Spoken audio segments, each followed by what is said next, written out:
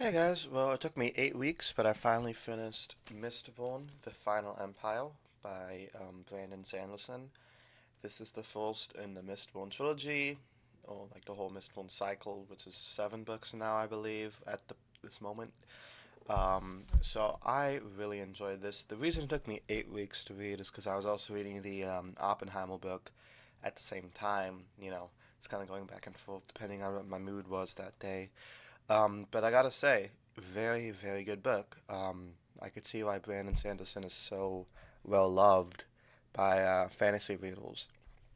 Honestly, I'm surprised he hasn't had a movie made from this yet, because this is a very popular, well loved book. I feel like if they made a movie, like, in the style of Lord of the Rings, it's different from Lord of the Rings, but like, in kind of that like epic, like 4 hour movie style, I feel like people would love it.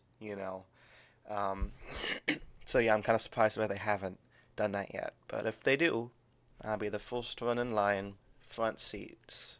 So those two main characters in this, those Kelsier and those Vin. Kelsier was a half Scar. He used to be like a slave prisoner, and he escapes.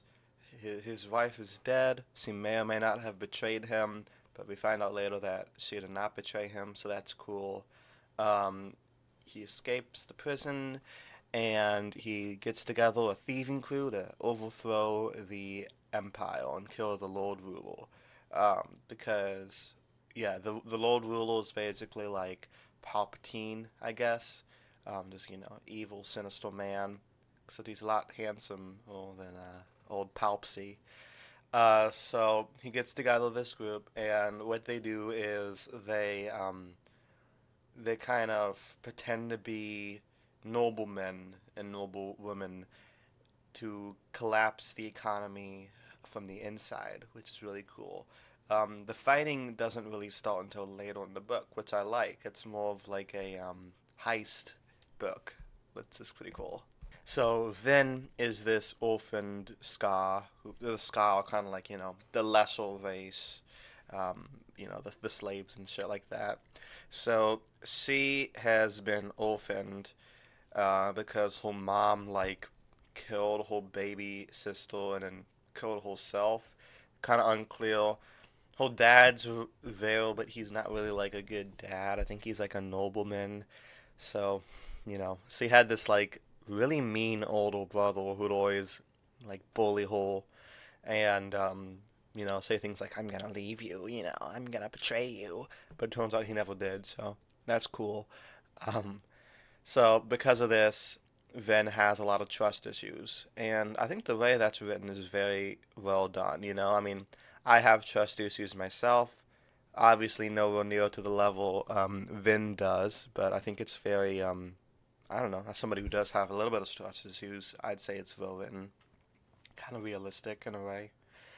And Vin's whole arc is kind of learning to trust people, which is very wholesome and sweet. So she joins Calcio's crew. She pretends to be a noble woman, and she's actually really good at that. Considering she grew up kind of like going from one place to another, very poor.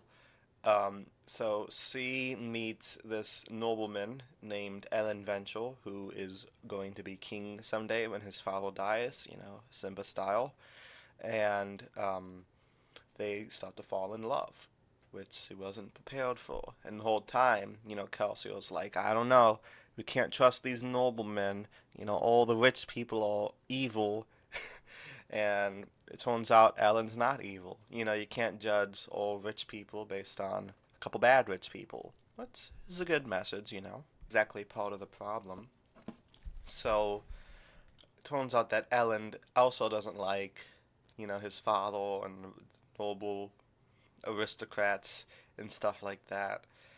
So even though Vin doesn't know this about Ellen and Ellen doesn't know this about Vin, they kind of start to fall in love anyway, which is kind of cool. Kind of shows how strong of a connection they have. So they kind of start a house rule, and they kind of, they get all these soldiers together to fight the nobility. It doesn't end that well. Like, because most of Calciel's dudes die, which is kind of tragic, you know. But they still kind of continue with the plan anyway. They're trying to get all the Lord Ruler's atrium, which is kind of currency in the Mistworld universe. So they find out that Ellen Ventral's dad is like stealing some atrium for himself, doing some naughty business, and they kind of do that and free the soldiers. Unfortunately, the Lord Ruler kills Calciel. Rest in peace, man. I liked you. Um, and then like this weird mist wraith or ghost or whatever the fuck like takes his body over, and he's like, he did this on purpose. It's kind of creepy. I don't know how I'd feel about that.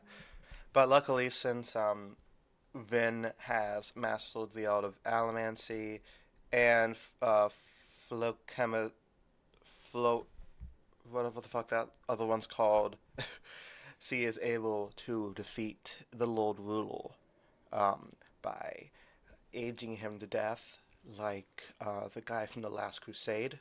You know who I'm talking about? That Nazi guy. And normally that would be like, you know, killing the Lord Ruler would be the end of the series. Like, you know, halfway through the book, I was like, so this is going to be the entire trilogy, it's trying to kill the Lord Ruler? But no, they kill him at the end of book one, which is very interesting because now it's like, what are book two and three going to be about? It's going to be probably about like the whole royalty um, fighting amongst themselves for power, which is very interesting. So overall, great book. I loved it. I love Vin. How her arc over the book is learning to trust people again. I like Calcium, who kind of is like this knight in shining armor, you know, kind of Captain America type. But he has his trust issues too. Like says it a lot. He is like knowledge of old religions so they don't die. It's kind of cool.